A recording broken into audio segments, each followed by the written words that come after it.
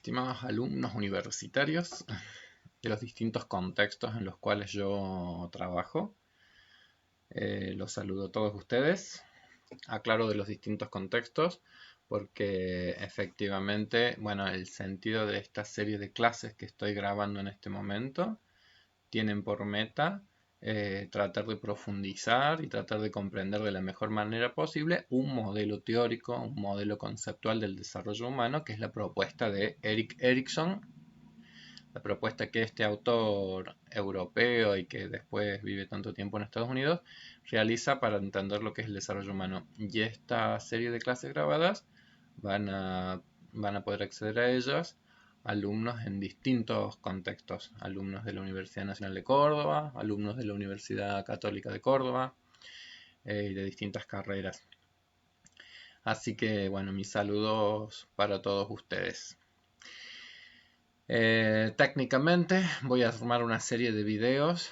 que aborden este autor, como yo les mencionaba, y que van a tener una duración de entre 20 y de 30 minutos, porque es el modo en que tengo después para poder subirlos al canal de YouTube con relativa facilidad, porque cuando los videos se hacen mucho más largos, yo ya después tengo el problema de que como tengo una mala conectividad en este momento, estoy usando esta estrategia que es la de las grabaciones y posteriores subidas de los videos para las clases. Bueno, hecha este saludo, hecha esta aclaración como técnica para que ustedes tengan claridad de cómo es que vamos a ir encontrando las clases, las informaciones, paso a leerles el sentido de el por qué se trabaja en profundidad la teoría epigenética del desarrollo de Erik Erikson, ¿sí? Esta serie de clases pretenden abordar en profundidad un modelo teórico del desarrollo que, más allá de los años en que fue enunciado, los primeros textos de Erikson más significativos son del año 1950 aproximadamente, más allá de los años que tiene, mantiene fertilidad teórica y mantiene actualidad en muchos de los conceptos centrales que plantea.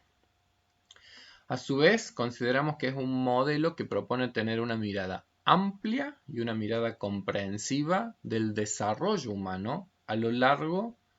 de todo el ciclo de la vida y que nos puede ayudar a construir una mirada más holística, más completa, más compleja de todo el ciclo vital, tantas veces segmentado y tantas veces parcializado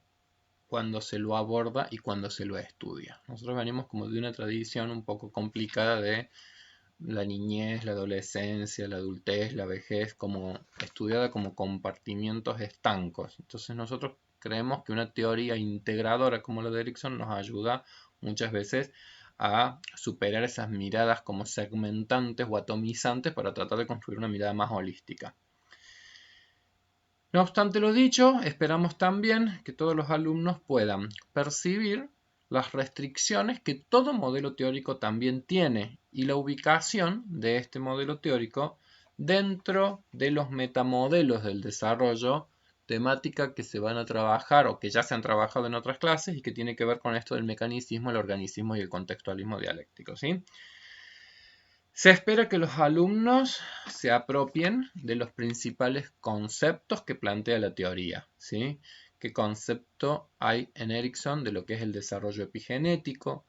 lo que es una crisis de desarrollo, lo que las diferencia de las crisis accidentales, de las fortalezas y las fragilidades psíquicas que se irían constituyendo en el proceso de desarrollo humano y aspectos también ligados a los que son las cualidades centrales de cada una de las crisis del desarrollo.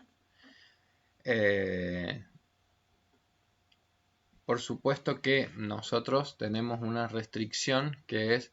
la cantidad de clases que vamos a poder dar con respecto a este tema, pero vamos a tener como una meta que es que en todos los casos ustedes puedan realizar algún tipo de tarea integradora como trabajo práctico, como modo evaluativo, para que den cuenta de la posibilidad que ustedes están teniendo de integrar estos conceptos con con algún producto de la cultura, ¿sí? Vamos a ver, probablemente sea el análisis de una película, o sea el análisis de algún texto que les permita a ustedes hacer una integración, porque a nosotros lo que nos interesa básicamente en la formación de cualquier estudiante universitario es que un modelo teórico, una teoría, sea comprendida como lo que es decir, es una teoría, es un conjunto de ideas que nos debieran de ser de utilidad para nosotros poder hacer una lectura más compleja de algunos fenómenos de la condición humana, ¿sí? Entonces, el tener esta teoría nos tendría que posibilitar, nos tendría que permitir que pudiéramos, qué sé yo, tomar una película como podría ser Cinema Paradiso, Pequeña Miss Sunshine, o tomar algún producto de la cultura como podría ser un cuento infantil y poder entonces hacer una lectura desde la teoría de ese producto. Bueno, vamos a arrancar específicamente con la teoría de Erik Erikson, ¿sí? Y a mí siempre me gusta empezar por ubicar a nuestro personaje dentro de una historia, de lo que lo singulariza y el por qué produce la teoría que produce. Por lo pronto ustedes ya percibirán algo un tanto cacofónico en esto de Erik Erikson. Yo me voy a ir ahora a lo más parecido que tengo a un pizarrón. Pero digo, ustedes percibirán algo un tanto cacofónico en esto de Erik Erikson. Suena... voy a agrandar. Suena como bastante repetitivo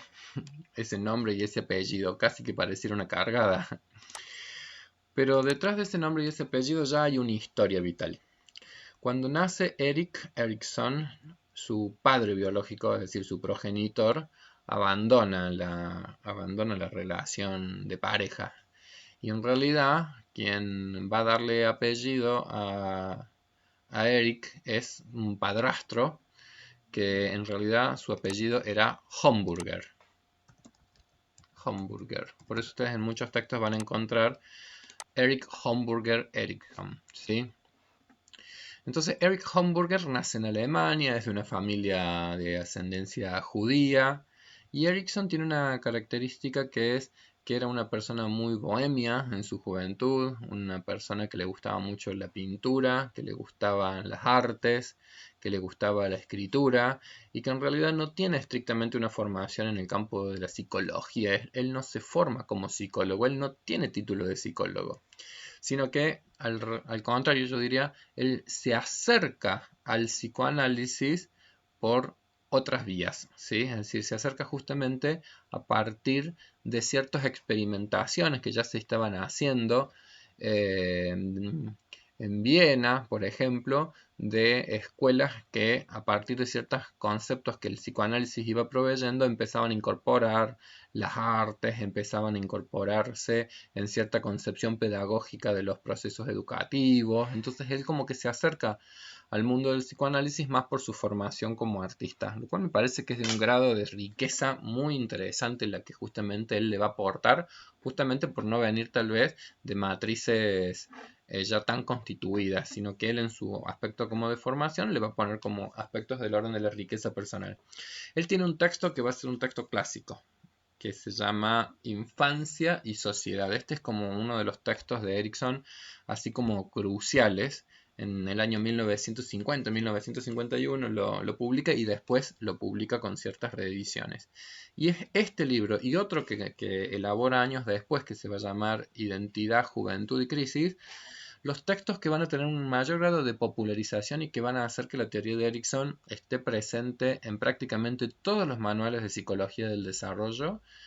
desde esas épocas a la actualidad, y que en la actualidad siga siendo un autor que sigue siendo estudiado, que sigue siendo citado, y sobre todo un autor cuyas ideas han seguido siendo como fértiles para otros procesos de investigación posteriores. Bueno, en este texto, en su prefacio, en uno de sus prefacios, quiero ver si lo encuentro, él lo dice, y por eso yo quería usar las palabras de él, y quería leer las palabras de él, y dice, yo llegué a la psicología desde el arte, lo cual puede explicar, aunque no justificar, el hecho de que a veces el lector me vea pintando contextos y trasfondos en ocasiones en que tal vez él preferiría que yo señalara hechos y conceptos. Tuve mi primer contacto con niños en una pequeña escuela norteamericana de Viena que la dirigía Dorothy Burlingham y Eva Rosenfeld, todas ellas bajo la supervisión de Peter Bloss. A más de uno le debe sonar Peter Bloss porque lo han estudiado mucho en psicología de la adolescencia. Y comencé mi carrera clínica como analista de niños. Y en tal actividad conté con la guía de Anna Freud y con la guía de August Eichhorn y me gradué en el Instituto Psicoanalítico de Viena. Yo creo que en la formación entonces de Erikson hay algo que es muy interesante, que es que él justamente está como recibiendo en Europa lo que en ese momento histórico era como de avanzada en términos de la comprensión y el conocimiento de la condición humana. Es decir, la teoría psicoanalítica fue realmente una teoría que en su momento histórico constituyó como una ruptura muy significativa a los modos de comprender los fenómenos humanos. Cuando el nazismo va avanzando en sus medidas de restricción y de persecución al pueblo judío, Erikson con su señora, que es muy significativo en su historia de vida, Joan Erikson, emigran hacia Estados Unidos. Entonces, cuando emigra hacia Estados Unidos, ahí es que Erikson se pone el apellido de Erikson, que si ustedes piensan, en inglés, son significa justamente hijo. Entonces, Erik Erikson, Erik hijo de Erik. Un poco ahí uno empieza a comprender esta historia que yo les relataba previamente, que carga y que en algún punto se simboliza en su nombre y en su apellido. Él tiene una historia en donde en algún punto también la cultura norteamericana, el self-made man, el ser hijo de sí mismo y una historia personal en donde efectivamente hay un abandono, nos ayudan a entender cómo llegó ese nombre y ese apellido. Y además también, yo esto no lo he leído en ningún lado, pero me imagino que si él llega a Estados Unidos, quedarse con el apellido Homburger era un poco ridículo. Homburger es hamburguesa, entonces es como si nosotros acá quisiéramos ir a un terapeuta que se llamara algo así como Juan Choripán. Queda raro. Entonces yo creo que estaba un poco impelido a buscar un mejor apellido para un psicoterapeuta que se precie. Pero bueno, más allá de esta cuestión anecdótica, a mí lo que me interesa es marcar que cuando Erikson pasa de Estados Unidos de Europa a Estados Unidos, en Estados Unidos él se pone en contacto con una disciplina que está en un momento de eclosión muy significativo y muy importante, que es la antropología. Y él no solamente entra en contacto con la antropología, sino que entra en contacto personalmente, con antropólogos de la época muy significativos. Les voy a leer también del libro, pero dice, bueno, debo el agradecimiento a Henry Murray y a sus colaboradores en Harvard,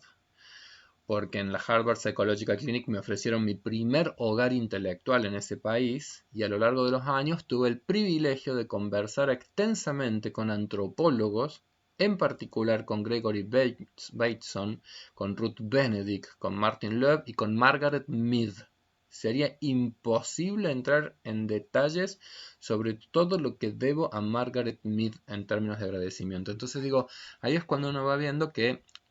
también hasta una teoría es el producto de una emergencia sociohistórica a partir de condiciones muy concretas de posibilidades de formación, de formulación y de construcción. En el caso de Erikson, digo, esta experiencia del tener la formación europea y en Estados Unidos de tener la formación y el contacto con las corrientes antropológicas que se están consolidando y que están ayudando muchísimo a una comprensión mucho menos etnocéntrica de la que se tenía previamente, están colaborando en que efectivamente puede emerger una teoría como es la de Erikson, que es una teoría psicosocial. Es decir, una teoría en donde empieza a producirse como un movimiento muy significativo de poder entender en los fenómenos psicológicos, no tanto desde una perspectiva individualista, sino empezar a comprender los fenómenos psicológicos en su urdimbre de enclave sociocontextual en las cuales se produce el proceso de desarrollo. Volviendo a mi, a mi pseudo pizarrón, yo me gusta hacer como este dibujito. Chum, chum y chum. Perdonen mis juegos onomatopéyicos. Wow, esto ya no me gusta. Perdonen mis juegos onomatopéyicos, pero para mí lo más divertido que puede pasar en estas pseudo clases grabadas es que yo trate de hablar como si fuese una clase. Es decir, no esperen. Uy, qué grandote. Bueno, no esperen unos videos muy bonitos estéticamente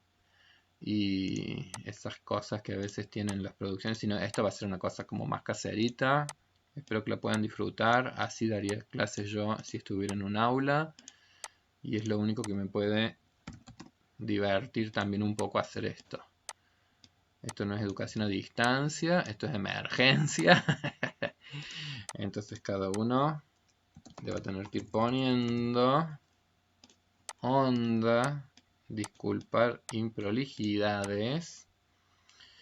y tratar de divertirnos también un poco. Yo por lo menos ese es mi concepto de la educación. La educación es un proceso, la educación es una cuestión que tiene que ver con los encuentros y con las posibilidades de ir participando en un itinerario conceptual, como diría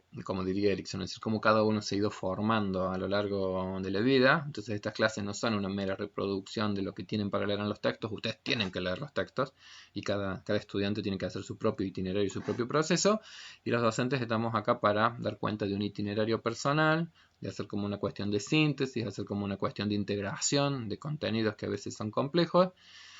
Y en eso estamos, ¿sí? Entonces yo hago este dibujito, voy a correr esto un poquito, chun, chun, chun, chao, lo saco. Entonces yo decía, lo que mucho me gusta de Erikson es que él es parte de un proceso en donde otros autores tuvieron su rol, es decir, Freud, Erikson es un autor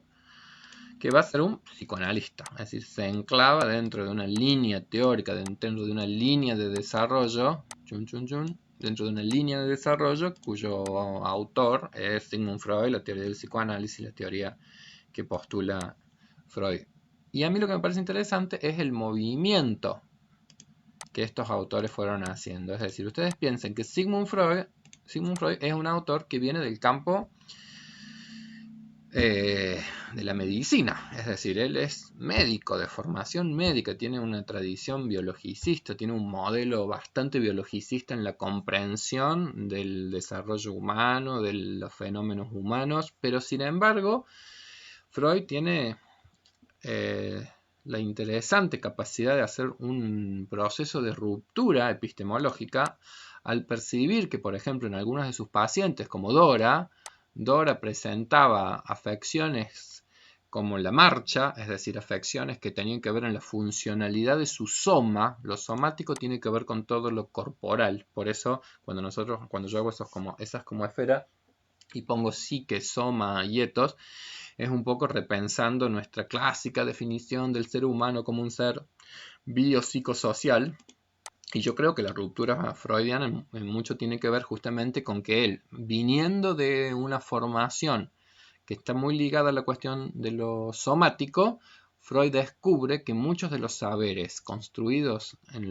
con respecto al funcionamiento corporal quedaban inconclusos, quedaban insuficientes para poder dar cuenta de ciertos fenómenos, como cuáles, como los fenómenos de las neurosis, ¿sí? Es decir, como fenómenos psicopatológicos o fenómenos patológicos en donde